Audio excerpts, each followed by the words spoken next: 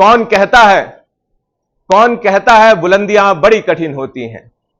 कौन कहता है बुलंदियां बड़ी कठिन होती हैं? कौन कहता है चाहतें बड़ी जटिल होती हैं? कौन कहता है बुलंदियां बड़ी कठिन होती हैं? कौन कहता है चाहतें बड़ी जटिल होती हैं? जुनून रख जिद की हद पार कर दे। जुनून रख जिद की हद पार कर दे। एक दिन आएगा जब सब कहेंगे ख्वाहिशें भी बड़ी आसानी से मुकम्मल होती हैं। ख्वाहिशें भी बड़ी आसानी से मुकम्मल होती हैं।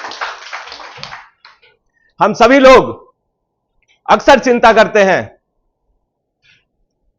हम सभी लोग अक्सर चिंता करते हैं और अपनी उंगलियां दूसरों की ओर उठाते हैं, यह कहते समय कि हमारे देश में फला चीज नहीं हो रही है, या हमारे साथ का व्यक्ति या हमारे वर्ग का व्यक्ति पिछड़ गया है, या हमारे गांव का व्यक्ति पिछड़ गया है। विकास हमारे गांव के दरवाजे तक नहीं आ रहा है, या मेरी दहलीज तक नहीं आ रहा है।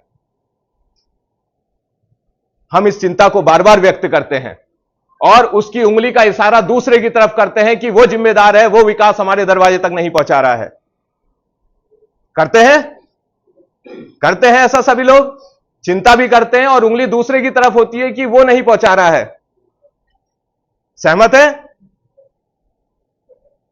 मैं अपने को बहुत सौभाग्यशाली समझता हूं और मैं अपेक्षा करता हूं कि हम सभी बहुत सौभाग्यशाली हैं कि हम एक विकास विभाग से जुड़े हुए हैं। हम सबको उस समय याद रखना चाहिए जब हम कहते हैं विकास फला व्यक्ति के दरवाजे तक नहीं आ रहा है, या मेरे गांव तक नहीं आ रहा है, या मेरे घर तक नहीं आ रहा है, उसके लिए वो जिम्मेदार है। आज विकास विभाग में हम खुद हैं। यह हमारी सौभाग्य है कि हम विकास विभाग में हैं। आज हमारे हाथ में है कि कैसे विकास करना है, कैसे फला व्यक्ति के, अमुक व्यक्ति के घर तक हमने विकास को पहुंचाना है। उसी आपकी चिंता को दूर करने के लिए हम सभी लोगों ने, मैं समझता हूं कि हम सब लोग अगर मिलकर के पूरे मनोयोग से काम करें और पूरा दिमाग के दरवाजे खोल करके काम करें, तो सारे मिलकर के रेशम विभाग को जाने किन ऊंचाइयों पर पहुंचा सकते हैं। मैं आप लोगों को याद दिलाना चाहूंगा कि हमारे जो किसान हैं, वो किसान सीमांत किसान है। मोर देन 90% किसान सीमांत है हमारा। सीमांत का मतलब जो सबसे छोटा किसान है, मतलब जिसके पास भूमि की नाप अगर हम देखें तो 1 हेक्टेयर से कम भूमि है, मतलब 2.5 एकड़ से कम भूमि। और आप सभी विज्ञ हैं कि 1 एकड़, 1.5 एकड़, 2 एकड़ वाला किसान आपका है, जिसे सबसे छोटा किसान माना जाता है। इसका मतलब वो उतना गरीब है। तो हमारे पास 90% से ज्यादा मैक्सिमम किसान वही है। उसका विकास करने का सुअवसर हमें प्राप्त है। कैसे उंगली किसी और की ओर उठाएं? आपकी ओर मैंने यह प्रश्न उछाला, कैसे उंगली किसी और की ओर उठाएं? इस बार उंगली हमारी ओर है।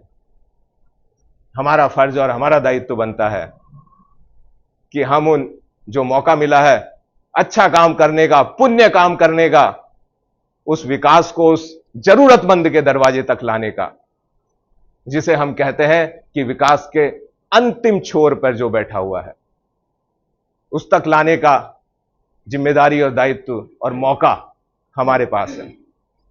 और हमें 2 ही काम करने हैं, दिल को और दिमाग को जोड़ देना है। दिल को और दिमाग को जोड़ देना है। दिल लगा के काम करेंगे, दिमाग के पर्दे खोल करके काम करेंगे।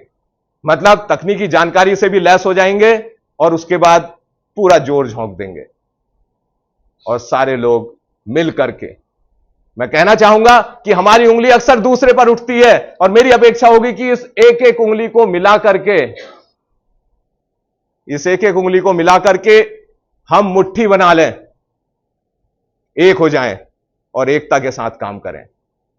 किसी को भी आपस में कहीं तकलीफ है, कोई चीज समझ में नहीं आ रही है, दूसरे से शेयर करें, दूसरा भी उसे। मैं बार बार कहता हूं कि हम रेशम परिवार हैं। क्यों कहता हूं? क्योंकि हमारे अंदर परिवार की फीलिंग होनी चाहिए। हम एक दूसरे की चीजों में एक दूसरे के साथ शामिल हो सकें, ना कि वो छुटपुट ईर्ष्या रखें।